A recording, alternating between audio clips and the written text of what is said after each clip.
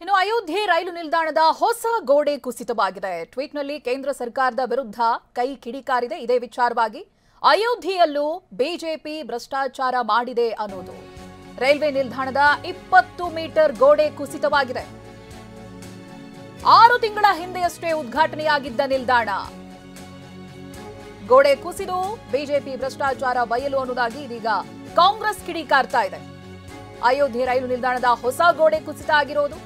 ಟ್ವೀಟ್ನಲ್ಲಿ ಈ ವಿಚಾರವಾಗಿ ಕೈ ಕಿಡಿಕಾರಿದೆ. ಅಯೋಧ್ಯೆಯಲ್ಲೂ ಬಿಜೆಪಿ ಭ್ರಷ್ಟಾಚಾರ ಮಾಡಿದೆ ಅಂತ. ರೈಲ್ವೆ ನಿಲ್ದಾಣದ 20 ಮೀಟರ್ ಗೋಡೆ ಅದು ಕುಸಿದಿರುವಂತಹ ಗೋಡೆ. 6 ತಿಂಗಳ ಹಿಂದೆಯಷ್ಟೇ ಇದರ ಉದ್ಘಾಟನೆಯಾಗಿತ್ತು.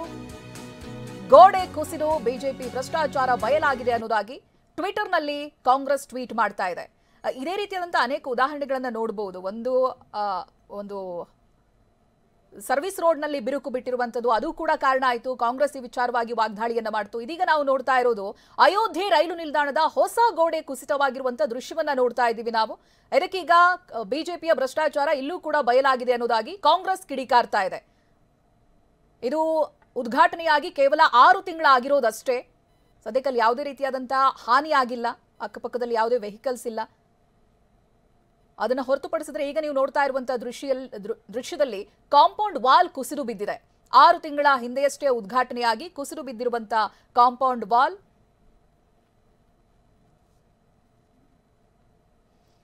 ಇನ್ನು ಬಿಜೆಪಿ ಕೂಡ ಸುಮ್ಮನಾಗಿಲ್ಲ. ಹೇಳಿದ್ದಾರೆ ಇದು ಕುಸಿದು ಬಿದ್ದಿರುವಂತದ್ದು ಹಳೆ ಗೋಡೆ ಅಂತ. ಕಾಂಗ್ರೆಸ್ ಟ್ವೀಟ್ ನಲ್ಲಿ ಉಲ್ಲೇಖ ಮಾಡಿರೋದು 6 ತಿಂಗಳ ಹಿಂದೆ ಉದ್ಘಾಟನೆಯಾಗಿರುವಂತಹ ಕಾಂಪೌಂಡ್ ಕುಸಿದು ಬಿದ್ದಿರೋದು. ಇದರಲ್ಲೇ ಗೊತ್ತಾಗುತ್ತೆ ಅಯೋಧ್ಯೆಯಲ್ಲಿ ಬಿಜೆಪಿ ಯಾವ ರೀತಿ ಭ್ರಷ್ಟಾಚಾರ ಮಾಡಿದೆ, ತಡೆಗೋಡೆಯನ್ನು ಬಿಟ್ಟಿಲ್ಲ ಅನ್ನೋದಾಗಿ. ಆದ್ರೆ ಇದಕ್ಕೆ ಬಿಜೆಪಿ ಹೇಳ್ತಾ ಇರೋದು ಹಳೆಯದಾದಂತ ತಡೆಗೋಡೆ ಇದು, ಕಾಂಪೌಂಡ್ ಇದು, ಹಾಗಾಗಿ ಅದು ಕುಸಿದಿದೆ, ಅದ್ರ ವಿಚಾರವಾಗಿ ನೋಡ್ತೀವಿ ಅನ್ನೋದಾಗಿ. ಮತ್ತೊಂದ್ ಕಡೆ ಕಾರ್ ಜಖಮಾಗಿರುವಂತಹ ದೃಶ್ಯವನ್ನ ನೋಡ್ತಾ ಇದ್ದೀರಿ ನೀವು. ಅಲ್ಲಿ ರೋಡ್ಗಳ ವ್ಯವಸ್ಥೆ ಕೂಡ ಸರಿಯಾಗಿಲ್ಲ ಅಂತ. ಗುಂಡಿಗಳು ಹೆಚ್ಚಾಗಿದೆ ರೋಡ್ನಲ್ಲಿ, ಅದಕ್ಕೆ ಕಾರು ಸಿಕ್ಕಾಕೊಂಡಿದೆ ಅಂತ.